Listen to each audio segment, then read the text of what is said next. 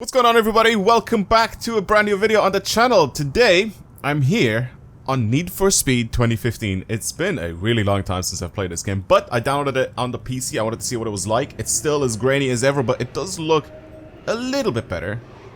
Oh, hello.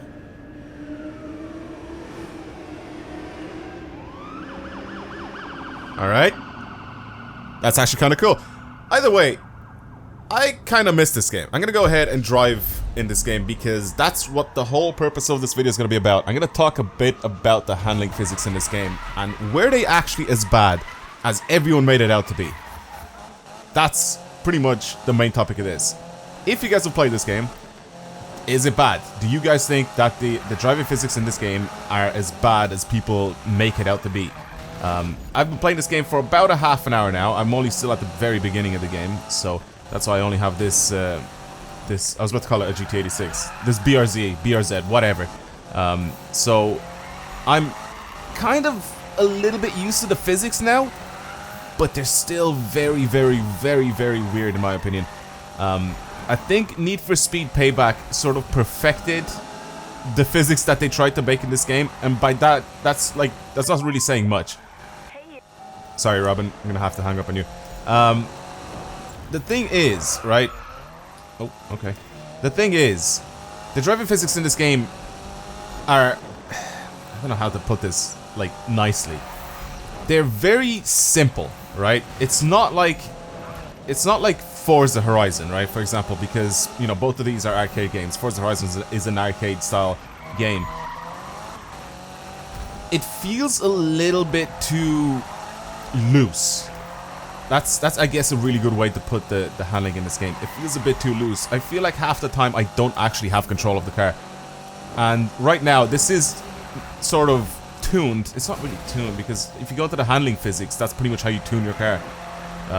And I just slid the slider. It's so weird to talk like this because it's not really the car itself that's driving the way it is. It's the handling slider that makes it drive the way it is. So my slider right now is a little bit more towards drift because always in this game, if you have this thing fully on grip, and I'll show you guys, I'll change over to it, the cars just drive so bad. First of all, they understeer a lot, and second of all, you just don't have grip with the cars the way the game thinks you have grip. You have to slow down a lot for corners, which you don't really for when you're doing any sort of drift events, but then if you're actually stopping the steering pretty much when you're in the middle of a corner, it will still steer for like an extra second, and that's just, I don't understand why that's a thing. I don't really know how to explain it unless I actually show you guys. So if I go around the corner, right, I'm gonna drive kind of fast, go around the next corner, I'll turn the corner, right, I think I might actually end up sliding because it is set to drift.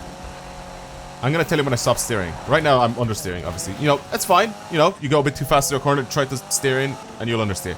Now watch this. Steering. I stopped. I've stopped completely. And it still kept steering for me. Stopped. Still steering. Like, it just steers for longer. Like, it feels like there's a little bit of a delay of when I let go of the stick to try and straighten my wheels to when the actual car will stop steering. And it's not like because I'm accelerating or anything. Even if I let go of everything, it'll still steer for me. I don't know. It just feels a little bit delayed. It feels a little bit, I don't know, mushy, I guess. It's so weird to explain it like that, but it's just what it feels like. Like I said, handling tuning. Mine is set a little bit off towards drift, as you can see here. So obviously you can change a lot of this sort of stuff. So even if I go ahead and I change this to grip, I'll still be able to change my steering response over towards fast and all that sort of stuff. So I can still do a lot of that sort of stuff. But if I do this, right, bring this, let's just not go all the way to grip because I feel like that'll be kind of terrible. Tire pressure, all that sort of stuff. Obviously this will give me more grip. Then you have the drift stability assist, which should help you sort of, I don't know. Then you have braking drift, or brake to drift, which is terrible. First of all, it's really, really bad in this game. But obviously it works if you bring it over towards drift. If you're used to the whole Need for Speed handling physics, I feel like that's a thing. That's very, very useful in Need for Speed. Customization options, there really isn't much to say here. I mean, you guys have seen me build cars on this game a long time ago, and I don't really mind the customization options in this game. I'm just gonna sort of add this just to make the rear end a little bit nicer to look at. But other than that, Like I said, I've only just started the game, so I only have the BRZ, and that's pretty much it. So, let me show you guys the driving physics with this thing on grip. It just doesn't feel right. And that is the one thing I think Need for Speed's lacking a lot, is the driving physics to be perfected, especially when you're grip racing. Especially when you're grip racing. So I'm turning into a corner. Big understeer. Big. I'm not even going that fast. Big understeer. Brake. Turn it to the corner. Like, I have to be so slow when I'm going around corners with this thing on grip. It just doesn't work. And there is no reason for me to have this thing, or have any car, with the grip slider on. Literally no reason whatsoever.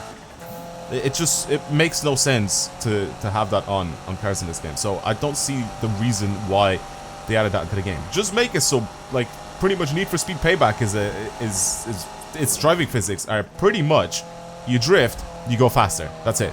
Look at that. I can't turn. Like, my car just doesn't turn. It just doesn't make sense for me to have the slider on grip in this game.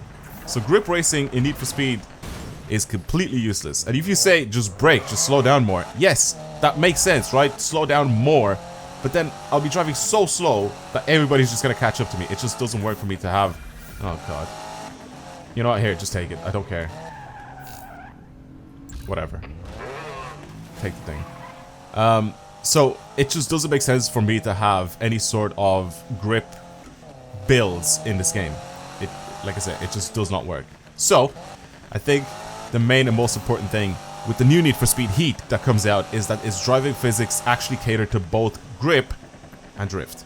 And they actually do a really well balanced out game because of it. Because right now, like I said, drifting is getting a lot of love. I've said this before in previous videos. Drifting is getting a lot of love in these games. It's also very, very easy to drift. Not in this game, though. In Need for Speed Payback, like I said, they've sort of perfected the whole sort of thing that they've had going in this game with the whole brake to drift and all that sort of stuff. I feel like brake to drift in this game isn't even that good. I feel like it's pretty bad. So the handling physics, this is probably the worst Need for Speed when it comes to its handling physics. I don't think I've played a worse Need for Speed with the handling physics. I really, really don't. So I'm gonna go back to drift because I can handle the car like that. I feel like it's very, very easy to control the car like that, especially when you got it going a little bit sideways because you can pull the front end in a little bit more. It's just, you can take corners a little bit tighter, and you have a little bit more control of when you're doing it.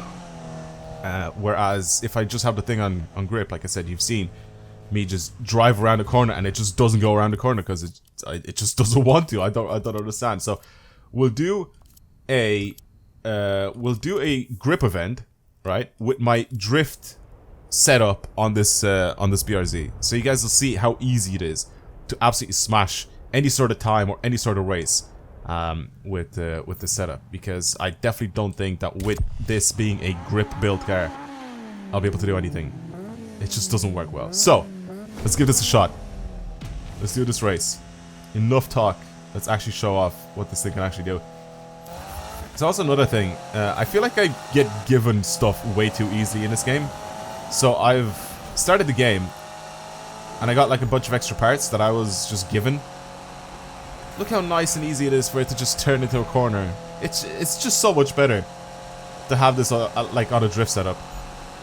Even if brake to drift is a thing, I could turn off brake to drift and I'd still be able to have like a little bit of fun.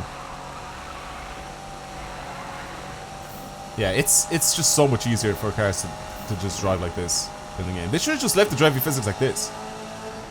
I don't see why the grip thing is an option, because it just doesn't work in this game at all.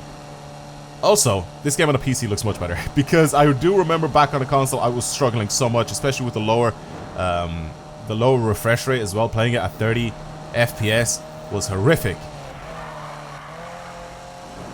See, I actually have control. I can swerve out of the way. I can turn the corner nice and quickly. I love that. It's nice. It's simple thing to have in the game.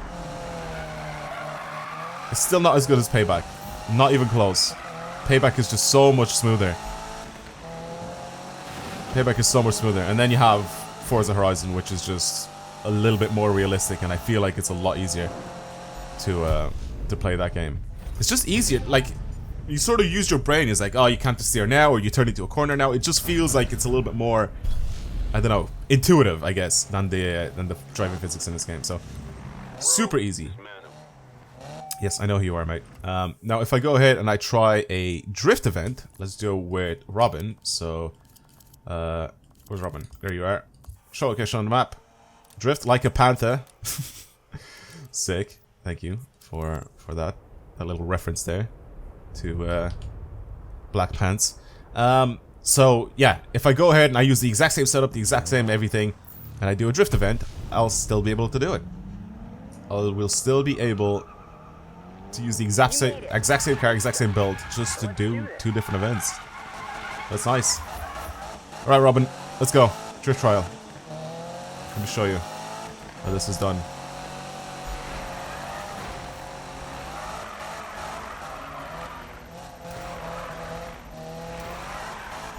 Again, with the whole stopping my steering and it still actually steers, it's still kind of annoying. It does it when you're drifting as well. It doesn't matter what sort of setup you have on. You like stop steering and then it just decides to, you know what, I'm just gonna keep steering for another little bit. You mind, Robin? You mind?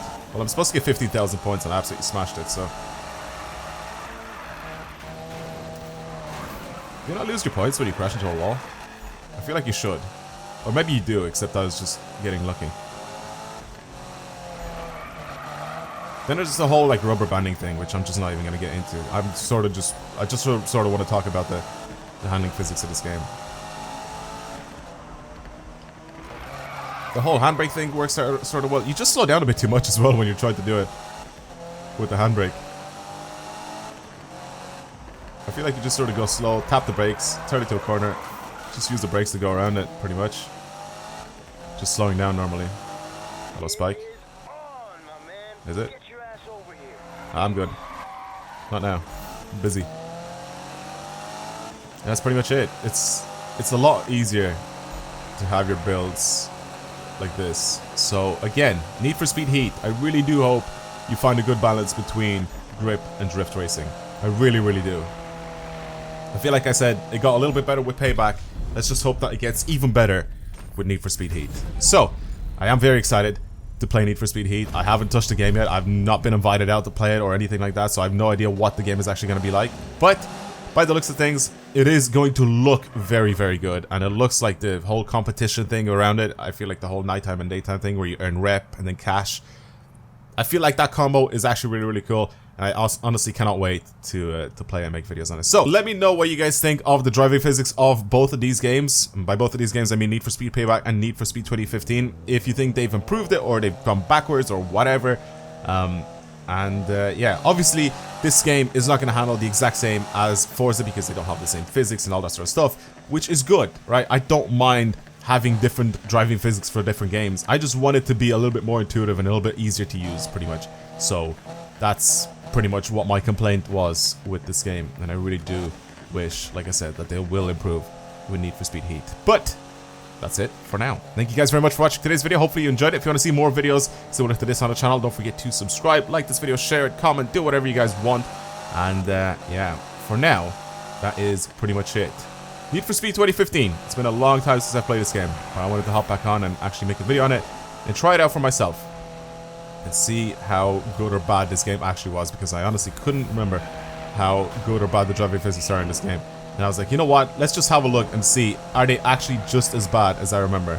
And yeah, they're pretty bad. But I feel like the game is a little bit easier to play on the PC, just because of the higher refresh rate compared to when it was on console when I was playing it. Alright, well, I guess that's it. Again, thank you for watching. I'll see you guys next time. Goodbye.